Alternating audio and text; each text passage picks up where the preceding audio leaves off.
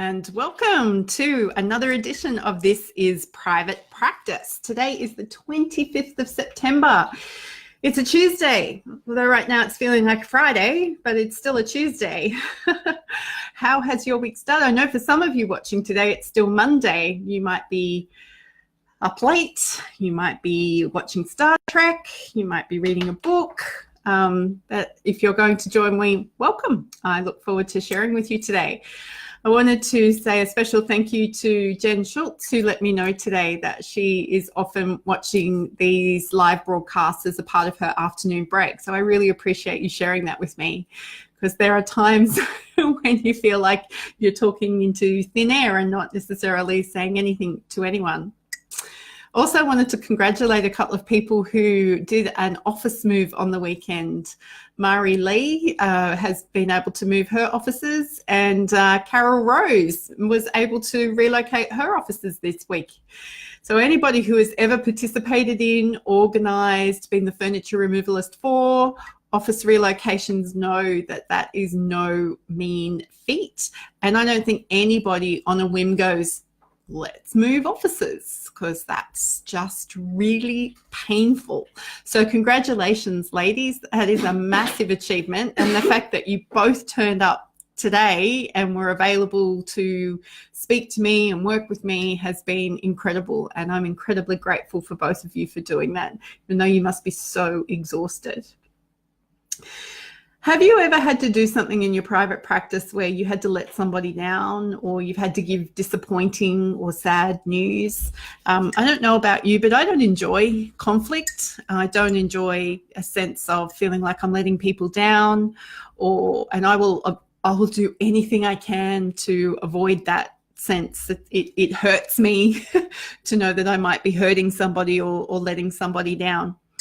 And I've had to do that today. I've had to deliver some news that I didn't want to deliver, and I probably procrastinated on and could have done it yesterday or even on the weekend, but it needed to be done today.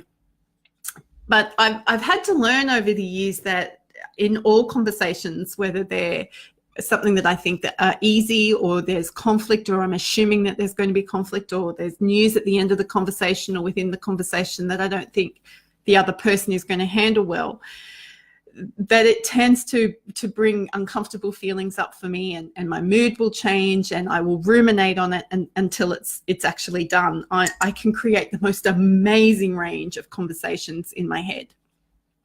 But we're not always going to be able to keep everybody happy 100% of the time when we're in business. There are going to be times when we have to make difficult calls where the greater good or your needs are more important than other people's needs, where your boundaries are more important than what someone is asking you to do, or where you've committed to something and circumstances change and you can no longer follow through on that commitment. And for those of us who really value honesty and integrity, having to let go of something that you've committed to is really tough. And you might be able to understand from my demeanor today that I'm struggling a little bit. But what I wanted to do is share with you how I prepare for these conversations. These are some skills that I learned from a coach trainer. Her name is Michelle Locke, and it's been some of the most fantastic coaching training that I've ever been a part of. And this little process is so useful and incredibly valuable for me in preparing to have difficult conversations. Now, I have difficult conversations with a lot of my clients a lot of the time. Somehow in a clinical setting, because I know it's therapeutic, it feels easier than if it is a coaching client, or if it's a team member or a family member or a new family member. So I've come up, I thought I'd share with you on this process that Michelle taught me some time ago about preparing for a conversation. So the first thing is to ask yourself, who am I in this conversation? What are my triggers? What is likely to trigger me in this conversation? What is my agenda for this conversation? So who am I? What is my role? What is my responsibility? Is there going to be a power dynamic at play here? How can we mitigate that if that's necessary, or how can we use that if that's necessary? But who am I? So making sure that you're fully aware of who you need to be in this conversation and owning that. That's really grounding and important. And I have found that has been invaluable for me, setting the scene of an uncomfortable conversation going well. So the second thing is, what do you know about the other person? What are their triggers likely to be? What are the circumstances? What's their wiring likely to be? So we usually know somebody from the way they've responded to us or the way they've approached us in the past. We can get a bit of a handle on how they might respond to us. So I've learned over the time that my very, very helpful one-word answers to emails can imply that I'm not happy with someone. I think I'm being very helpful, but the person receiving that message doesn't see me being very helpful. They just see this email that comes in with yes or no or yes often. Or in today's case, it was, I don't know. And that left it at that, and that was unhelpful. So what are you potentially triggering in this other person? Not that you have responsibilities for how they respond to you, but we can be aware of it. Because we want to set up every uncomfortable conversation for success. Now, we can't control the outcomes all the time. I'm talking about success for me. Who do I need to be in this moment? And I need to be aware of the other person in this conversation if this is going to go well, or if this is going to go well for me. So the first one is, who am I? And the second one is, who are they? And always looking at what my triggers could potentially be. So I don't like feeling threatened, and I don't like being out of control, and I don't like letting people down. So I've always got to come back to how I can manage my state and manage myself in that situation. So what do I know about the other person that I'm communicating with? What is likely to trigger them? How do I need to modulate or regulate who I am and how I need to come across in a way that they can receive the information? This is not manipulation. It's about creating that pathway for communication. And the third bit, and this is the bit I think gets missed. We're all very good at going, who am I and who are they? But what do I need this conversation to do? Which is essentially communicate. But what tools do I have at my disposal to draw upon? So do I know about their personality? Do I know about their behavioral style? Do I know about some circumstances in their life that I need to be sensitive to? Do I know that they're probably on their way home from school with toddlers in the backyard, and now's not a backyard, in the back seat, and now's not a good time to call them? Or do I need to wait and give them the conversation tomorrow morning when they're going to be fresher and potentially more available to receive the information?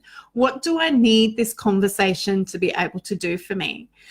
So in me preparing for uncomfortable conversations, usually where there's conflict or where I feel like I've got the potential to let somebody down, I find that getting this process sorted, and Beck McMurray, you're the reason I brought up the kids in the back seat, because I'm like, now would not be a good time to try and call Beck and have a really big heart-to-heart conversation with her, because somebody would probably sing a song that I don't know the words to anymore because Bob the Builder is no longer in fashion.